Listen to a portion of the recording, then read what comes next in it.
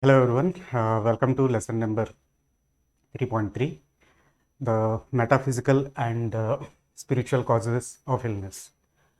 So, why do we need to study this particular topic? So, in the Genesis of Illness chapter, we have seen the physical and physiological causes of illness.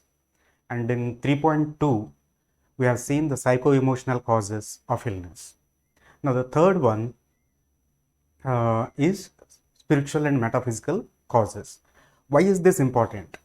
So, as I mentioned in one of the lessons in chapter number 2, as a coach, you need to study all 7 areas of life.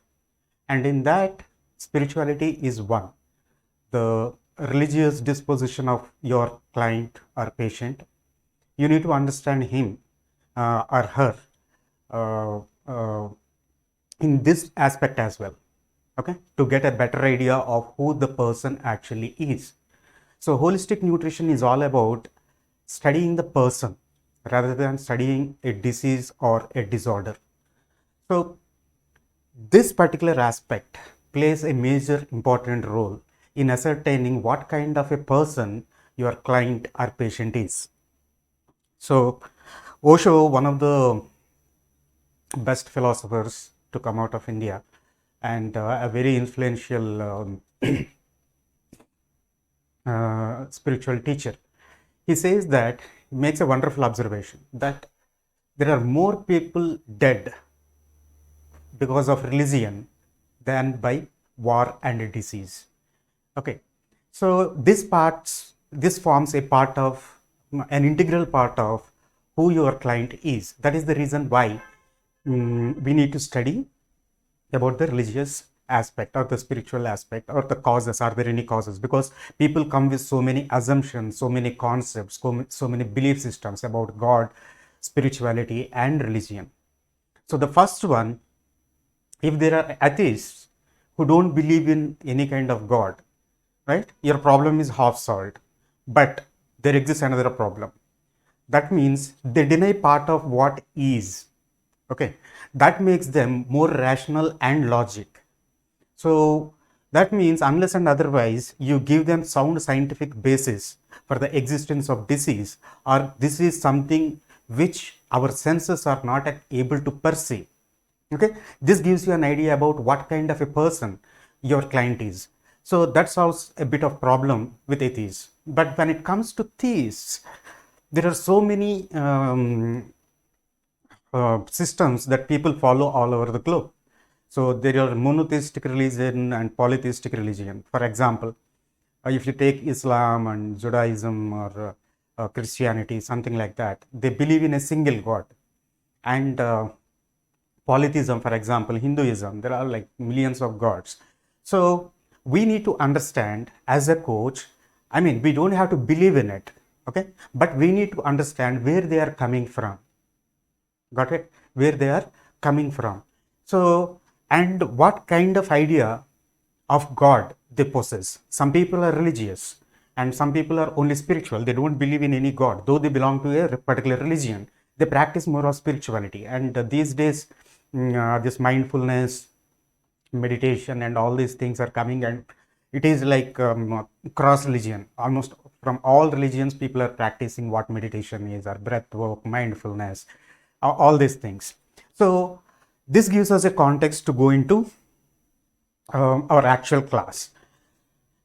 If we cannot explain physical or physiological reason for an illness, say for example, a person who never smoked ended up having a lung cancer, right? So physiologically or psycho-emotionally, you look into that, but there is no reason for that. I remember sitting in one of my classmate chamber, and a patient has come and asked him, sir, I don't smoke. I'm a vegetarian. I I do workouts regularly. I maintain my age, and I'm never angry. I do meditation and all. But if you look at, there are. I'm not leading a stressful life. I am 50 years old, and I'm close to retirement, and I had the financial stability, good family. Everything is working out for me. But why did I end up having this heart attack? And my friend didn't have an answer. He simply said this one, fate. In India and most of the cultures, it is called as karma, right? That what is this karma? How do you define karma? Karma is, by definition, it is an action. Okay. So, law of karma says that according to Hindu philosophy, you did something bad in your past life. That is why you are paying for that actions in this life, though you don't have any physical or physiological or psycho-emotional reasons for that. So, and even if we look at a beggar or somebody who is like going to abject poverty or going everything wrong for them, they say that okay, it is their bad karma. They did something wrong, probably not in this life, but in their past life. And some people, they have kids, I mean, small kids, they're dying with terrible diseases and all. And most of the people, I mean, at least in India, we keep saying that probably the parents might have done something terribly wrong. Okay.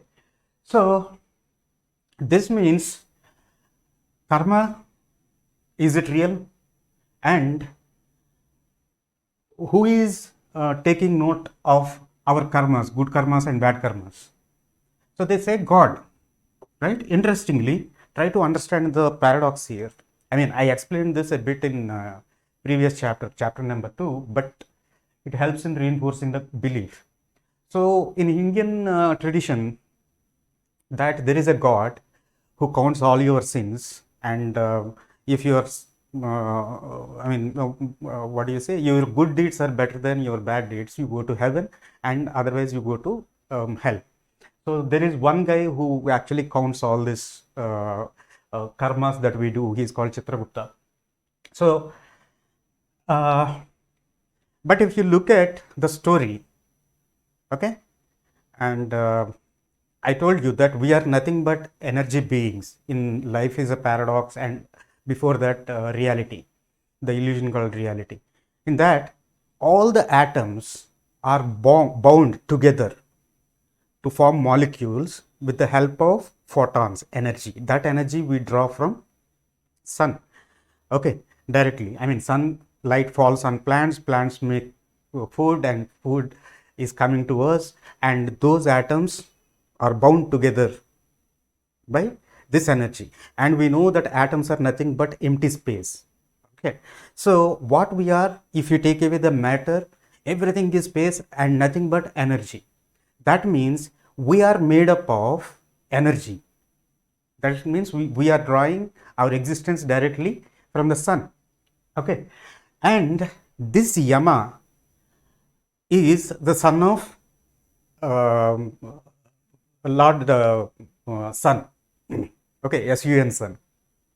So look at the paradox. One is giving life, and the sun is, I mean, the kid is taking away lives. Okay, look at the paradox, the way brilliantly the stories are scriptured and are told. Okay, but coming to the next point, but who is God? How do you define God? Is there a God? Has anyone seen God?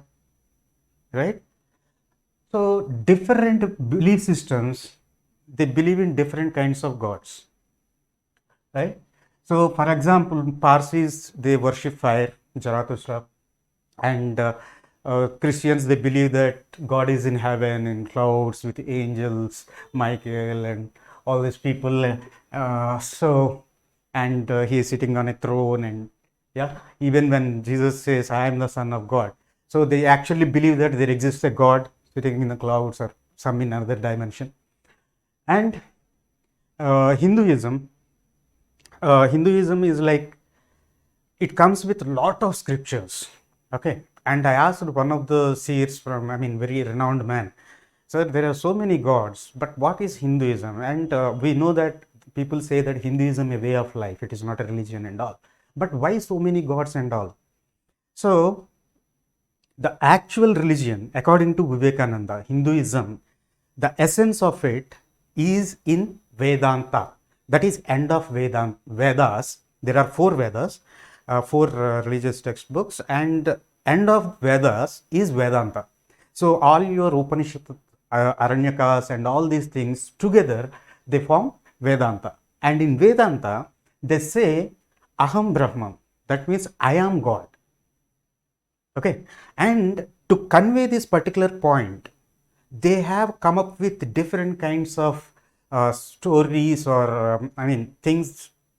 Some people consider them as stories. Even Swami Vivekananda says that it is to convey the essence of Vedanta, that which is in different ways, in different stories. Say, for example, um, look at the life of Rama, right? How a person should be living despite the odds, knowing that, okay, everything is inside me. So, that thing is espoused equally in a different way by Lord Krishna with his life. So he always says, I am God. And even Jesus says, I am God, right? I am the Son of God. If God made me, I am the Son of God, and the same God made you, you also can do similar things. When Peter also wanted to walk on the water, okay, he tries, actually, he walks few steps and started drowning. Okay, so certain religions, they say it is pure consciousness. Aham Brahma means the consciousness that drives you, that sustains you, right? So I explained this in advanced HNTP classes, the presence process and the rest of the thing. But this consciousness is what actually is, right, according to Hinduism. But rest of the things are like supportive characters or stories, and yeah, people do believe in them, and they go and do all the rituals and do these things. So, but ultimately, if you look into all these things, whether it is Islam, Islam, we know that there is no God. A God has no form. That is why we don't see any symbols in any mosque or any Muslim household. So he is everywhere. He is the creator. So that's how they worship him. And even the Hinduism says the same thing, and the Christianity says the same thing. But the way we practice differs, right? That's how the variety has come into picture. And this takes us to our next important question, right? Then why people take their religion and spiritual beliefs so strongly? And all these systems, rituals, and everything that there are, okay, so are they not they don't have any they don't hold any water? Yes, they does. So in Hinduism, there is one system called astrology, that your life is predetermined. Okay, that's where they say that this karma, your bad karmas and everything, accordingly your life, and you are supposed to born at this time and space. Is astrology real? I am not the right person to comment on that, but probably I'll cover that in bonus section, the way I covered a few of the topics. So is our life predetermined? So are we the puppets of the grand design, that whatever we do, things are supposed to go in a certain way? Is it that? No. Varahamira, the father of astrology, he says that it is to throw light on your life. Okay, this is how your life is going to be. He gives some goalposts. Okay, that okay, this is how your life is going to be, but you do have free will at the same time. What is the free will? The moment you understand that you are God, you are pure consciousness, you have the power to create your reality, right? I gave you the scientific explanation in chapter number 2 very clearly in 2.2 and 2.3. Please go through them. And these rituals, whatever that we do, they have a purpose behind that. Okay, say for example, in Islam, there is one sacred month called Ramadan, and people are supposed to fast throughout the day. The purpose of that is to understand the pain a hungry person goes through, right? If you have food to eat, and then you will never understand the pain of your fellow human being, no matter who he is. So the purpose is to understand the pain, experience the pain, experiential knowledge. That's what is the purpose of doing that. Even if you take Lori, for example, in Hindu culture, so you take all the useless things from your life, I mean from your house, and burn them. So the purpose is to take all the trash that you are holding in your mind, in your life, to burn them off. So if you look into the purpose of it, not blindly following, right, habits, forming habits, and started believing your own stories, that's where the real problem comes. So if we have a free will, and is it possible to change certain conditions which doesn't have any kind of solution? Say for example, somebody is suffering with cancer, a terminal stage cancer. Okay, is it possible that when doctors pronounce them dead, as dead, right, about to leave the body, and they are dead for certain period of time, pronounce it dead, is it possible for them to come back? Yes, there are instances, and we call this condition as near death experience. And these people, miraculously, they cure themselves out of their condition.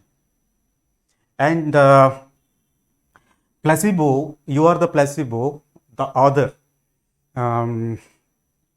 clearly mentions, I mean, I give you the reference of that book as well in the description.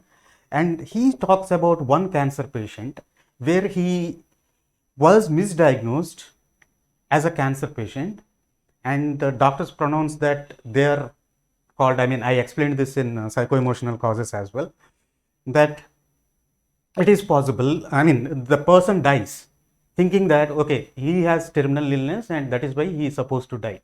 Okay, so, and there are few movies like Hereafter, Heaven is for Real, okay, 90 Minutes in Heaven, because there is a movie, actually it is a real life incident, and there is a Hollywood movie where the person had a fatal car accident, and people bring out the cops. I mean, he was pronounced dead by paramedics, and even when took to the hospital, he was pronounced dead. After 90 minutes, he wakes up. Okay, and even in Heaven is for Real, a small boy, even though he never saw his grandfather, and he speaks about his grandfather, and he speaks about the abortion that her mother had, and he explains everything. I mean, these movies also I'll give you in the description. So where is this happening? How is this happening? And how do we explain this? That is why I said they are spiritual and metaphysical. We don't have any scientific explanation for this. Even doctors are bewildered and they don't know. It is a miracle and it is a nonsense. But that's where we come to the next point, nonsense, right? What is nonsense? Gary Zukov in his wonderful book describes nonsense very beautifully. Nonsense becomes nonsense because we have not seen the point of view from which it makes sense. Got it? Let me repeat this. The point of view from which it makes sense. We couldn't find that particular point of view yet. That is why it appears nonsense to us. In fact, it is not nonsense. It is our inability. Okay. So, and he wrote a wonderful book on quantum physics, but he is not a physicist, and it is acclaimed as one of the greatest books in quantum physics, my favorite book too. And he explains relativity, theory of relativity, special theory of relativity, general theory, and everything about Schrodinger's cat and everything in a language even a common man can understand. So what is this quantum physics? Quantum physics talks about subatomic particles. So physics is the language, I mean, is the actual science that studies the nature of our physical reality, right? For me, this wall is real, this board is real, and this pen is real, my hand is real, and everything. But when you go deep, study deep into that, there is nothing. So these things, though they may sound weird and unreal, but these are the things that happened to actual people, and you can see the references and how did it happen and all. In the movie also, in the end credits, they show the actual people who have gone through. So what is reality, and how do we read that reality, and how do we bend that reality? Is it possible to bend that reality? Yes, it is possible, because the moment you understand what consciousness is, right, it is quite possible who you are and what you are doing with your life. So what is the purpose, or why we need to understand reality? And when it comes to reality, and I've seen so many weird questions and contradictions and ridicule about things that are happening, especially with faith healing. Okay. And there are people who channel people who are dead. That's where Clint Eastwood made this movie with Matt Damon called Hereafter. I mean, very wonderful movie where he channelizes, he's a psychic and he channelizes people who are dead. And this is called past life regression, right? Past life regression, we can actually go and see what has happened, and we go into significant past lives, which defines our present life, right? So, and I did this, I did a bonus section on past life regression as well. It is not part of the regular curriculum, but you can go there, and we had a discussion on that as well, Monday live, one of the sessions. So this channeling and all, where is this information? Is faith healing bad? I mean, if you believe strongly in something, right, you are creating that reality. That's what quantum physics is all about. We live in Newtonian world, three-dimensional. Again, I explained this in chapter 2. Newtonian means three-dimensional. Everything appears real, solid, because our senses perceive these things to be real. But in fact, we are nothing but 99.9999999 empty space. We are not solid objects, but our eyes can see only a certain part of visible spectrum, and we can hear only certain sounds, and we can see color, but certain animals are color blind. They see only black and white, and they can see certain spectrum, electromagnetic spectrum of light, and which we cannot see. That's why we see dogs barking in empty space. We don't know what it is. Okay. So, and we don't know what their auditory skills are, because they did an experiment on dogs that the dog owners are asked to leave, and they were told to start home, give an intention and start home at a particular point of time. The moment the dog owner, who is very close with his dog, decides to come home, okay, I'm starting home, the dog is happy, right? How do you connect this? This is explained in quantum physics. It's called quantum entanglement. And this quantum entanglement is referred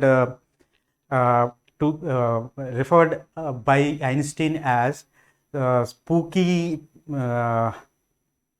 activity at a distance, or something like that. Okay, spooky phenomenon at a distance, right? So quantum entanglement is the moment if you are connected to something, and two electrons are bound together and they are separated and sent to one end of the universe and other to another end of the universe. So that the moment you change the behavior of this electron, the behavior of the other electron also changes. It's called quantum entanglement, which means that everything is connected. Okay. So this information, that means all the information that we possess and the things that we experience, the seers in India and even some monks, if you read the Tibetan Book of Dead, okay, we are never born and never died, right? So that is the chapter name, second chapter, because I wanted to create that particular context so that as a holistic coach, you need to understand these concepts. So Akashic records are nothing but, and there is another book which says that everything that we do is being recorded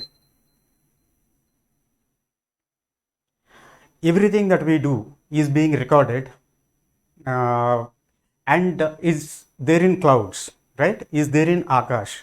I mean, Akash means it is not literal meaning of sky, it is space. Actually, there is no sky, right? There is emptiness, but we see blue color and we named it as sky. So actually there is no sky, it is all empty space, right? We have atmosphere and all, and we refer to that as sky. But try to see earth from outer space, there is no sky, then nothing that we do. We see clouds and we see different spheres of atmosphere around the earth. So that means everything that we do and every action, every thought is an electromagnetic vibration. It goes out and it becomes a consciousness, okay, and it is stored everywhere. And these quantum physicists, when they were asked what is real, they simply said there is nothing called real. The question itself is wrong. You need a frame of reference to say something is real. But yes, this pen is real, this board is real. It appears to be real because our perception makes us believe so, okay. And we are limited by our perceptions, and we are limited by our interpretations, and these interpretations make our belief systems. These belief systems create habits, and our habits are nothing but our life, the so-called real life. So as a coach, whether you believe it in or not, but this is what actually is happening. So coming back to this quantum physicists, what they say is, where is this information stored? It is stored everywhere. And they say that when asked about black holes and the horizon of black hole and all, they say that in fact whatever we are experiencing is already experienced, it is there. And they speak about multiple worlds. I mean, one of the interpretations to quantum physicists is there exist multiple worlds, okay. I mean, in the movie Interstellar also, you might have seen, right? You can exist parallelly. And in the book Autobiography of Yogi, there is one spooky story. I mean, it is not spooky, it is an actual thing, because Yogananda Paramahamsa is awesome sage.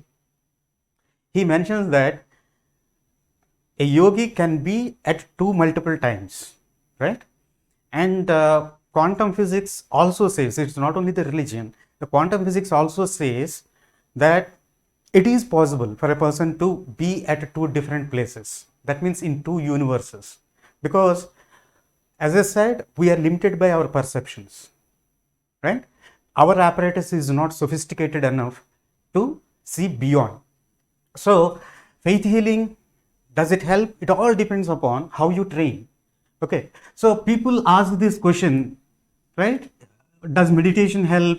And is it real? The consciousness, this is all sham to fool people. It is a placebo effect and all.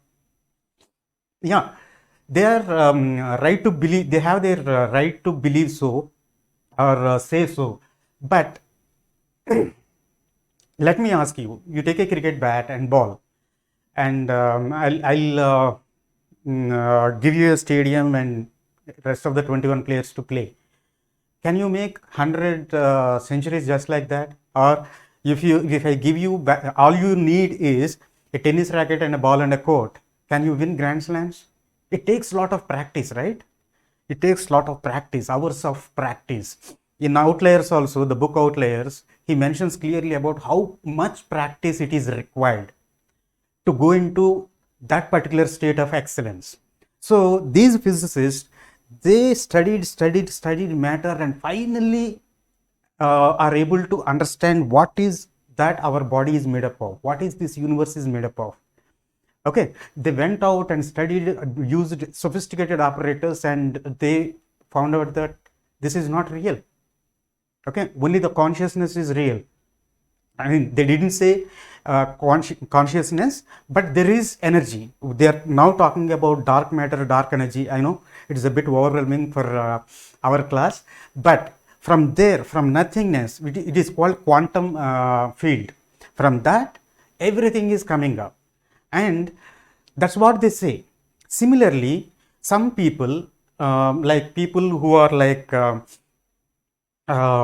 extremely devotional, right? Like the likes of Mirabai, and extremely, what you say, inquisitive, like Yogi Vemana. So he is the actual alchemist. So he wanted to give gold to his love, and he wanted to make gold, right, out of ordinary things. And actually, in the process, he discovers himself, and he becomes the greatest seer of South India, Yogi Vemana. And similarly, people like J.K., J.D. Krishnamurti, Ramana Maharshi, they are able to go deep inside inquiry. And these two people, just like Adi Shankara, they went deep inside their heart and are able to figure out what actually the consciousness is. What is that makes the things that we see? So they said, if you know who you are, right, your life is solved. So these are different concepts. Ultimately, to sum it up, there are two things. People who believe in religion, they call it as consciousness, and people who are logical and say that only the physical reality is true, and the best of scientists who are quantum physicists to talk about reality, they say there is nothing, everything comes from quantum field. Both are same. This is where east meets west. And there is an interesting story with which I would like to conclude the lesson. So one day, a guru walking with his disciples, and one of the disciples says, looking at a flag, the flag is moving. And the second disciple says, no, the air is moving. And then the guru says, no, your consciousness is moving, right? So we'll discuss more about this one in advanced HNTP because it is beyond the scope of this particular class. But why we need to study this particular concept, spiritual and metaphysical? How is it helpful to you as a coach? The moment you are judgmental about people, right, that creates a rift, that creates a violence in you as a coach, and for your client as well, right? If your client is believing that only my God is real, there is an intolerance. And do you think that it doesn't have any kind of impact on our body? Only my God, my practices, my belief systems, only my God is great. And look at the kind of hatred and resentment people have for other faiths and religions. So that is the reason why I ask people, I mean, do you believe in God? And what is God to you? So, and the reason why I ask them, see, if somebody comes wearing these precious stones or wearing certain kinds of paraphernalia, I mean, the things that they wear, wearing something, and I ask them, and during history taking, I mean, that is the next lesson, 4.1. Okay, in that, I'll explain what are the 7 areas that you need to go through and why I spoke extensively about religion. The purpose is you as a coach should not be judgmental. I try to explain in this 30-40 minutes that everything has a place in this universe. Even if you go to the highest level, but we play in periphery, we play in small, walls. Our walls are very small, right? For us, I am top priority. My family is top priority. This is the closest wall that I build. And people who are like care for others, their boundary is a bit more. I mean, they care for their family members, relatives, friends.